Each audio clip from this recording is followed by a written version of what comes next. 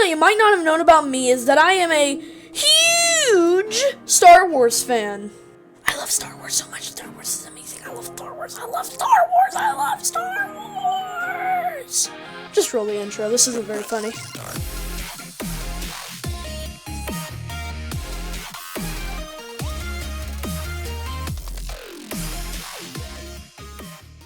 Hello everyone and welcome back to another tier list video. Today we are going to be ranking the Skywalker Saga. Also, these two spin-off Star Wars stories. We're going to be ranking those too. I love Star Wars. I like all of these movies at least a little bit. I think I should just open this video by saying that. Every single one of these movies, if you were to put them on, I would sit down and watch it. Except for maybe Solo and Attack of the Clones. You'll see that I do have issues with those two movies, but other than that, no bias. I love all these movies. I guess that is a kind of bias, isn't it? I really don't know what I'm saying. Let's just get right into it. If you don't know what tier lists are, go watch my other tier list videos, then come back to this one. I don't explain them in those tier list videos either, actually. So, it doesn't really matter. Let's just get into ranking them. Starting with Episode 1, The Phantom Menace. Now, first time I watched this movie, I probably would have put it there. Actually, no. First time I would have watched it, I probably would have put it there. After hearing all the internet criticisms of it, I'd probably put it there. But I've come to a realization in life that it's not a bad movie. Like, okay, it's not great, but it's not bad. So we're going to put it in okay. The first one gets okay. Now, Episode 2, Attack of the Clones. Let's just put it down here for a minute. This might be where it goes. This movie, in my opinion, most of the prequels are known for their bad scripts, the bad love story between Anakin and Padme. We all know about that. But this is to another level of just uncomfortableness throughout this whole movie that I don't like, okay? I don't like it. So, I don't know if I'm going to put it in bad or trash. For now, we're going to put it in bad. That's what we're putting it for now. Okay, let's move on to Revenge of the Sith. Okay, there's two groups of people. People who like Revenge of the Sith, and people who love Revenge of the Sith. I'm in the people who like Revenge of the Sith. It's definitely better than Episode 1. It's good. It's going in A tier because it's the best prequel. The fight between Anakin and Obi-Wan is probably my favorite lightsaber fight. But other than that, the movie does have some flaws. The Anakin and Padme stuff is still major. But Obi-Wan's pretty good in this movie, and so is General Grievous. If the Clone Wars was on here, Season 7 would be pretty high up. If you haven't seen Season 7, it's really good. Yeah, that's all I really have to say. Everybody knows the nah. Yeah, just roll the clip.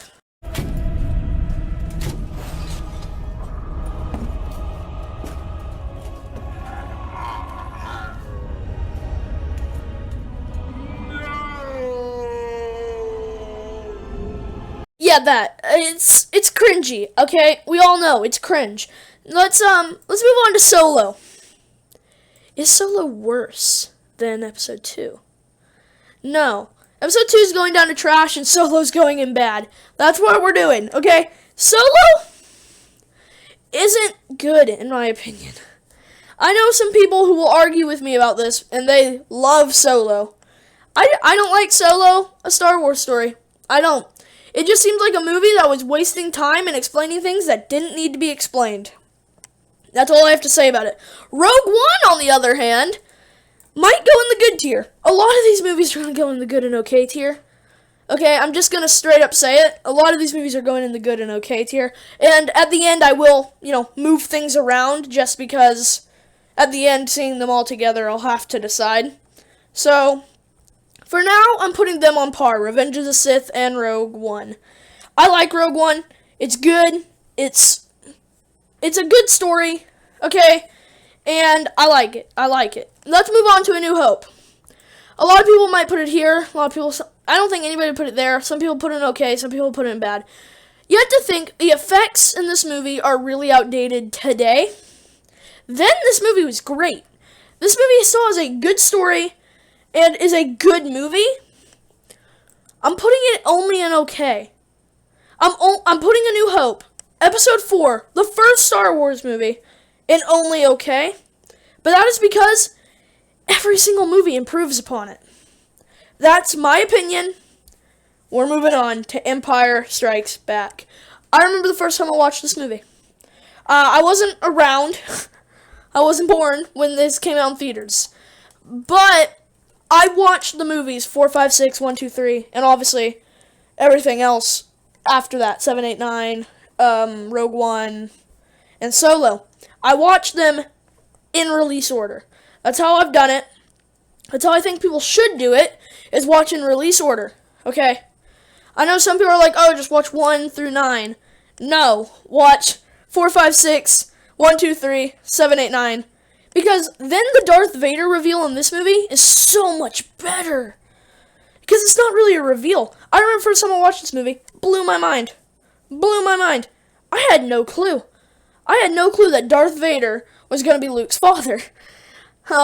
It actually blew my mind. It took me away. I was shocked. Maybe not shocked, but I was surprised. It was cool. It was very cool. There is one thing about this movie that the whole thing with, like, the giant space worm, that's all filler. And honestly, they should have cut that out and shown more of Luke on Dagobah with Yoda. No regrets. That's what they should have done.